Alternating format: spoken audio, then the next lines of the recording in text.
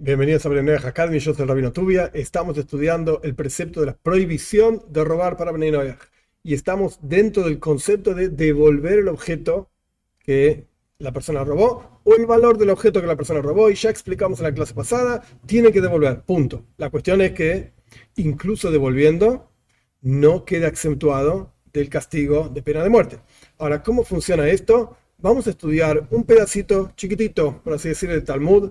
Esto está en el tratado que se llama justamente Avodah Zara, idolatría, que habla un montón de leyes que tienen que ver con idolatría, la prohibición de idolatría para judíos, etcétera. Y tiene algunos conceptos también para Bnei Noach, particularmente al comienzo, las primeras páginas justamente de este tratado hablan de cuestiones del futuro por venir, con el juicio que Dios va a hacer en las naciones, contra las naciones, le va a dar preceptos, le va a quitar los preceptos.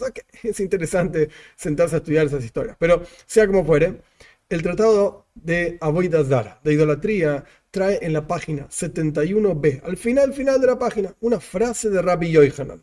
Rabbi Yohanan fue uno de los grandes sabios talmúdicos. Estamos hablando aproximadamente año 300 de la era común, pesos más, pesos menos. Rabbi Yohanan dice lo siguiente: un ben Noach, no judío, que acá se explica no judía también, es la misma cuestión, pero esta es la forma que está expresada el Talmud. Un ben Noach, un no judío, recibe pena de muerte incluso si roba menos de una pruta. Yo ya expliqué en una clase pasada que la palabra pruta sería como P de Pablo, P-R-U-T-A, una cosa así. Por supuesto es una palabra en la lengua santa, no tiene nada que ver con el español, pero no importa, se dice así, la palabra pruta. Una pruta es una moneda, es la menor moneda que existe, aproximadamente serían como 2 centavos de dólar. Estamos hablando de muy poco dinero. Pero el punto es que, dice Rabbi Yohanan, un ben Noach que roba una pruta, menos de una pruta, o sea, menos de 2 centavos de dólar, recibe pena de muerte igualmente. Y aquí viene la frase complicada. ¿Qué dice Rabbi Yohanan? Rabbi Yohanan dice, perdón, y no puede devolverlo. La traducción literal de esto no fue dado para devolverse. Esto es lo que dice Rabbi Yohanan.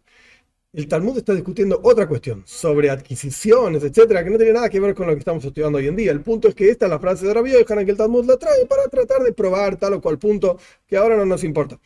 ¿Qué quiere decir esta cuestión de que no fue dado a ser devuelto? Loi niton lehishab, no fue dado a ser devuelto. ¿Qué quiere decir Rabbi Yohanan con esta cuestión? Pues esto es una discusión entre nuestros sabios. Existe la opinión de Rashi, Rabbi Shlomo Yitzhaki, Francia, año 1100, y existe la opinión de Tosafot, Toisves. Toisves es un comentario que comenta en este caso sobre Rashi, al respecto de lo que dice Rashi, y opina diferente de Rashi.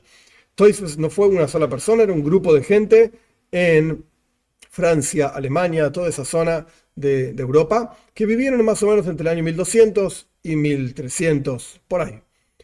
Por eso, diferentes personas en diferentes épocas. ¿Qué explican estos dos comentaristas gigantes e importantes? Vamos a empezar con Rashi. Rashi dice, hay una regla general en el estudio de Torah. La regla general, esto es en arameo, simplemente lo digo, Kam lei b'derabba minei. Cuando hay dos castigos que se aplican a una persona porque hizo una transgresión, solamente se aplica el castigo más grave. No es necesario aplicar el castigo menos grave, con solamente la aplicación del castigo más grave alcanza. ¿Por qué? Y la razón es muy simple, porque los castigos en la Torah no son castigos porque Dios está enojado con que hiciste esto, ya, listo, ahora estoy contento, te castigué. No, sino que son kapara. Kapara significa expiación. Y acá si tenemos un pecado, digamos, grande y un castigo que corresponde a ese pecado grande, pues entonces la expiación funciona para todo lo menor, de menor nivel que la persona haya hecho, junto con esa transgresión grave. Kam lei se levanta para el beterrabo minei, con el castigo más grave. Entonces dice Rashi, muy simple, Ben Noach recibe pena de muerte si roba. ¿Qué vamos a decir? ¿Que además tiene que devolver lo que robó? No tiene ningún sentido. Sería un castigo menor devolver lo que robó que el castigo mayor que recibir pena de muerte. Entonces, automáticamente, de vuelta, solamente se le aplica la pena de muerte más grave. Dice Rashi, no es necesario que devuelva nada. Directamente se le aplica la pena de muerte. Estas son las palabras de Rashi. Toisos dice, no, momento, ¿cómo es esto? Aunque digamos que la persona tiene pena de muerte, Y efectivamente tiene pena de muerte, como yo ya expliqué, que el hecho de devolver el objeto no exceptúa a la persona de su pena de muerte. Aunque digamos esto, de cualquier manera, el Ben Noyaj está obligado a devolver el objeto que robó, si existe concreto, o por lo menos pagar el valor del objeto. Ay, el lenguaje en el Talmud no fue dado para ser devuelto. Loil nitan lehishoven, ese es el lenguaje talmúdico. Entonces se explica muy sencillo.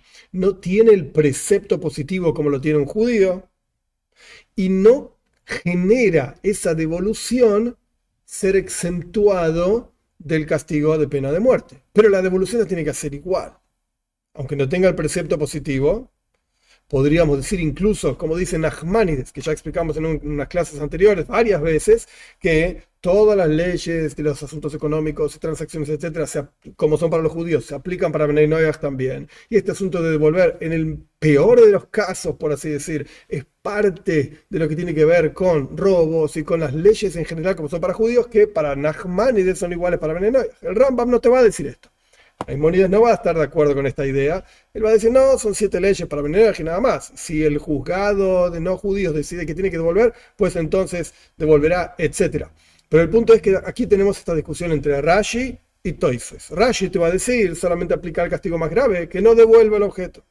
Toisves te va a decir, un momento, aunque se aplique ese castigo efectivamente, igualmente tiene que devolver el objeto. Y el Talmud dice que no es necesario, entre comillas, no es necesario que lo devuelva. Esto lo que significa es que no va a ser exentuado de la pena de muerte si lo devuelve. Ahora bien, tenemos que seguir adelante con las implicancias que tienen estos comentarios, Dios mediante la clase que viene.